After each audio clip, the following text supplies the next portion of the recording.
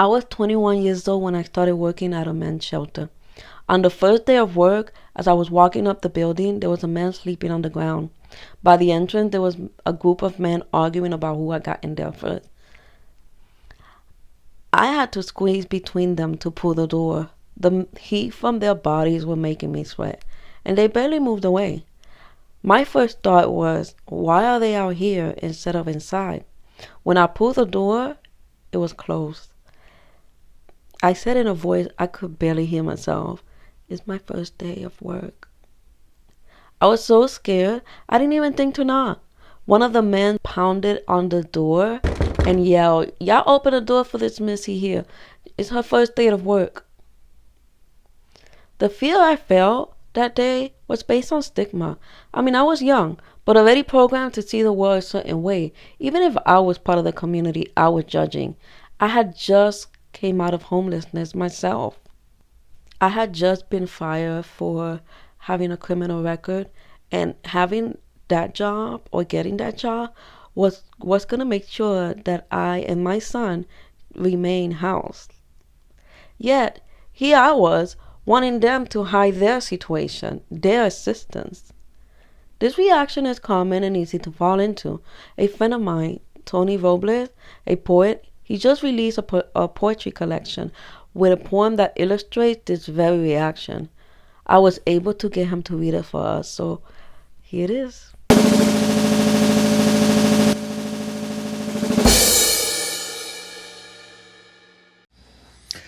Hi, my name is Tony Robles. I am a poet living in Hendersonville, North Carolina. This poem is from my new collection of poetry called Thrift Store Metamorphosis. It just came out a couple of days ago, and it's published by Red Hawk Publications in Hickory, North Carolina. And this is a poem from the collection. It's called Keep Your Eye on Her. Keep your eye on her, I was told, as she walked through the thrift store door and towards the shoe aisle. Her jeans were tight-fitting, stained, exposing a paunch with a faded tattoo near the belly button. Her face was a sun-battled pink, and she had a nose of someone who'd butted heads with peaks and valleys. She pulled a shirt off the hanger like a yank of hair. She slapped at the air while flipping through pairs of jeans. "Keep your eyes on her," the thrift store boss said. I looked at her, not because I thought she would steal, but at what was perhaps stolen from her. She moved to the pants aisle, and I caught her eye as I glanced toward her. She looked nervously away, and I looked away, ashamed that I looked when I should have seen. We don't know if the woman in Tony's poem was experiencing homelessness. Still, it reminds me of how often I have looked at a person but not really seen the person. And this is what Miami Beach commissioners are doing. Arrest. And before anyone is arrested, they are being offered, will you accept shelter? And if they say no? They could be arrested. Could be or would be? It's always up to the discretion of the officer, but the legislation gives the officer the ability to make the arrest. They are looking at the visual representation of homelessness, but not seeing the people in need. The ordinance did not work in Orlando or anywhere else in the country.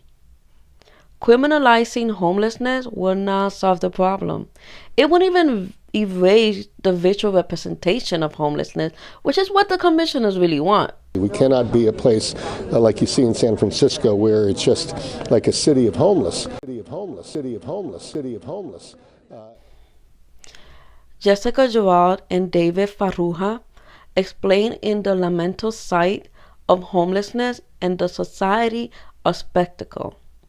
They explain that urban public places are spaces of the spectacle of capitalism and consumerism. I've added all the links at the end of the essay in subtag and in the description box for YouTube.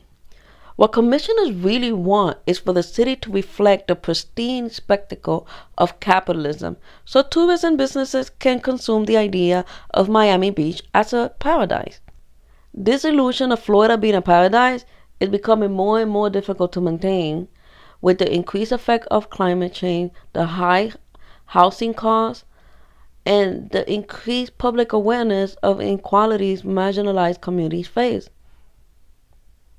Until policymakers work with residents, developers, and social justice organizations to address those inequalities, not even throwing more money at the problem will solve the root cause of homelessness.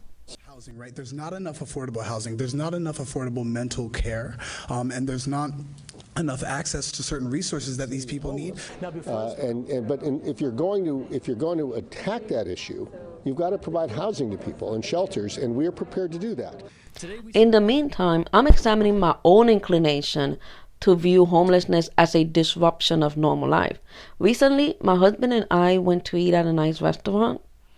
We ate outside to enjoy the breezy, cool night. The streets were busy with people walking back and forth. Everyone was dressed to impress. The city of Lakeland is a nice, artsy city with a small town vibe, which is right in the middle of Tampa and Orlando. And it has been growing just as its sister cities.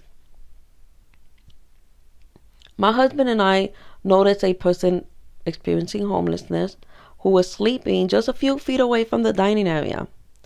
After a few minutes, 3 police cars showed up and the officers woke the man up. My husband and I watched the whole scene from the dining table. With the police on scene, the cars on the street had to slow down. Some had to go around the cruiser, some couldn't pass. They were going into the other lane. People on the sidewalk slow to see what was happening. Some couldn't walk by because the officers were in the way. The display of law enforcement, and by the way, the officers weren't aggressive at all, but the display of the police cruisers, the light, the uniformed officers caused more of a commotion than the man who was sleeping in the corner. My husband and I wanted to stand up, abandon our meal, and advocate for the man, but we didn't. After a few minutes, the officers left without arresting the man. As soon as they left, we continued to eat, enjoy ourselves, and everything returned to normalcy. The man, who was now awake, moved to another area. Homelessness has been part of community since the beginning of time. Moving it to jail or hiding it under the carpet won't make it go away. Thank you for watching, for reading. I hope you subscribe and share this video. Bye.